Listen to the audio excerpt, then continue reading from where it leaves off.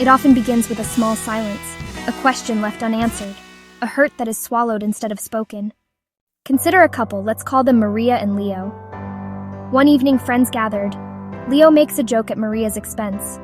It is a small thing, a tiny barb wrapped in laughter. Maria feels a sting, a flicker of humiliation.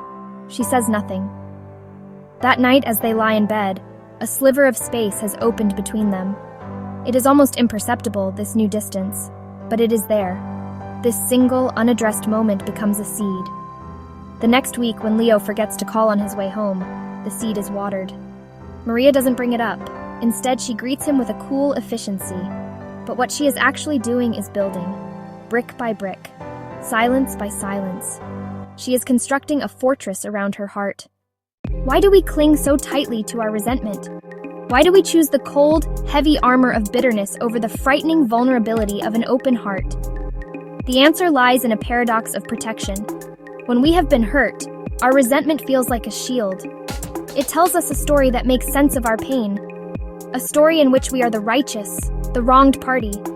Holding on to the anger feels like holding on to our dignity, a refusal to simply let the other person get away with it.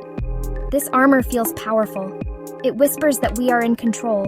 We replay the offense in our minds, polishing our grievances until they shine. This remembering feels like self-care, a way to honor the pain we endured. But this safety is an illusion. The armor of resentment is impossibly heavy. It isolates us from joy. It locks us inside the prison of the past. We think we are punishing our partner, but we punish ourselves. We deny ourselves the possibility of a different future. Vulnerability is where true strength lies. It takes courage to lower the shield and say, "You hurt me."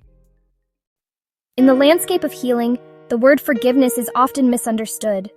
We equate it with absolution, with wiping the slate clean, with pretending the transgression never happened. This is why forgiveness can feel impossible. It feels like a betrayal of ourselves, a minimization of real pain. But this is not what true forgiveness is. Forgiveness is not for the other person. It is for you. It is the act of untethering yourself from the anchor of anger that keeps you chained to the past. Think of it not as erasing a debt, but as canceling it for your own peace of mind. This is the crucial distinction. Forgiveness is not the same as reconciliation. Forgiveness is an internal process. Reconciliation is interpersonal. It requires two willing participants. You can forgive someone completely and still decide it is not safe or healthy to reconcile. Forgiveness does not mean you must trust them again. Forgiveness is the pathway to your well-being. It is the choice to stop carrying the weight of what happened. This is where true healing begins. So how do we begin to let go of the anger when the hurt feels so raw and real? It starts not with a grand gesture, but with a small internal shift. It begins with acknowledging the pain without judgment. Give your anger a voice, even if only to yourself at first.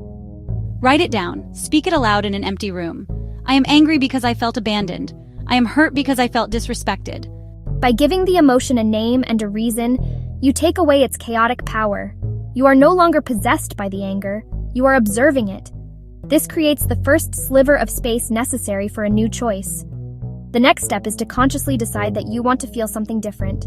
Imagine placing the anger in a box and setting it on a shelf. It is still there, but it does not have to sit in the middle of your living room. Shift your focus, even for a few minutes each day, towards something that brings peace or neutrality. Rebuilding trust when both partners feel guarded is a delicate dance. It cannot be rushed.